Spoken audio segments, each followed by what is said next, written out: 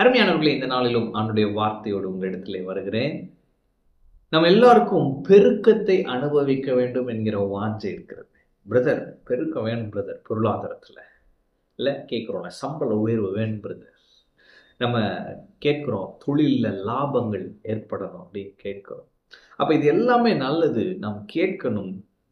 ஏன்னா கேளுங்கள் அப்பொழுது உங்களுக்கு கொடுக்கப்படும் இயேசு சொன்னார். அப்ப பெருக்கத்தை நாம் விரும்ப வேண்டும். பெருக்கம் நமக்குரியது. கர்த்தர் நம்மை பெருக செய்கிற தேவனாய் இருக்கிறார்.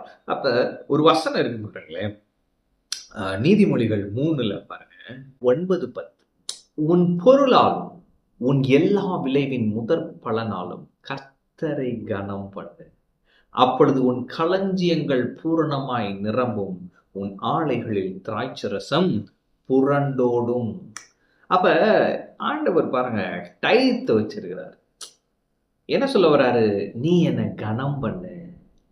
அப்ப இன்னைக்கு கிறிஸ்தவங்கள்ல இது ஒரு சிஸ்டமாவே வச்சிருக்கிறோம். உன்னோட சேலரியில நீ உன் டைத்தை கொடுக்கணும். அப்ப தசம பாகத்தை நம்ம கொடுக்கணும்.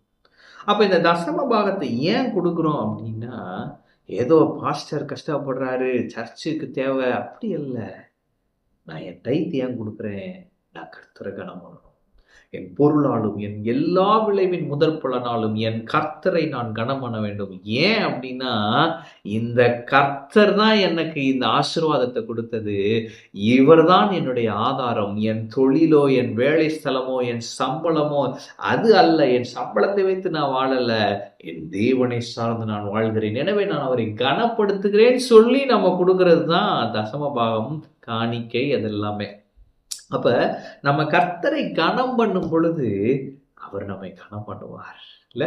அப்ப இங்க போட்டிருக்கு, நம்ம முதற் பலனாலும் கர்த்தரை கனம் பண்ணும் பொழுது என்ன நடக்கும்? உன் களஞ்சியங்கள் பூரணமாய் நிரம்பும், உன் ஆலைகளிலே திராட்சரசம் புரண்டு ஓடும். அப்ப நிரம்பும் புரண்டு ஓடும்ன்றப்ப அப்ப நம்முடைய பேங்க் பேலன்ஸ் நிரம்பி வழியிறது கர்த்தருடைய சித்தம். இன்னைக்கு நிறைய நேரம் பாருங்களேன், இந்த 20ஆம் தேதி தாண்டோடனே அந்த பேங்க் பேலன்ஸ் இறுக்கி பிடிச்சி வச்ச மாதிரி இருக்குல்ல. கடைசி ஒரு 3 நாள் ஓட்டுறதெல்லாம் ரொம்ப டஃப்பா இருக்குல்ல. ஆண்டவருடைய பிள்ளைங்க அப்படி இருக்கலாமா அப்படின்னா அப்படி இருக்கக்கூடாது. அப்ப சிங்கக்குட்டிகள் தாழ்ச்சி அடைந்து பட்டினியா இருக்கும், கர்த்தரை தேடுகிற நமக்கோ ஒரு நன்மையும் குறைவுபடாது என்று வசனம் சொல்லி இருக்குது. அப்படின்னா என்னன்னா, நம்ம நிறைவில் வாழ வேண்டும், நம்ம அந்த பற்றாக்குறையில வாழக்கூடாது. ஏன்னா நம்முடைய தேவன் ஐஸ்வர்ய சம்பனர். அந்த ஐஸ்வர்ய சம்பனரின் பிள்ளைகள் நம்ம இப்படி கஷ்டப்படலாமானா இப்படி இருக்கக்கூடாது, கடனில் இருக்கக்கூடாது. அப்ப தேவன் நம்முடைய வாழ்க்கையிலே பெருக்கத்தை, நிரம்பி வழிகிற நன்மையை கொடுக்க நினைக்கிறாரு. அவர் அதற்கு ஒரு கீ கொடுக்குறாரு. என்ன கீ அப்படின்னா, நீ என்னை கனம் பண்ணு. உன்னுடைய பொருளாலும் எல்லா விளைவின் முதற் பலனாலும் நீ என்னை கனம் பண்ணு. ஹானமி, நான் தான் உன் ஆதாரம் என்று நீ அக்னாலேஜ் பண்ணி நீ என்னை கனம் பண்ணு. நான் உன்னை உயர்த்துவேன். நீ நம்ப முடியாத பெருக்கத்தை நான் உனக்கு தருவேன் என்று சொல்லுகிறார். எனவே கர்த்தரை கனம் பண்ணுவோம். நான் கர்த்தரை கனம் பண்ணும்படியாய் என் காணிக்கையிலே கொடுக்கிறேன். நான் கர்த்தரை கனம் பண்ணும்படியாய் நான் கர்த்தரின் ஆதாரம் என்பதை அறிந்து நான் என் காணிக்கையை விதைக்கிறேன்.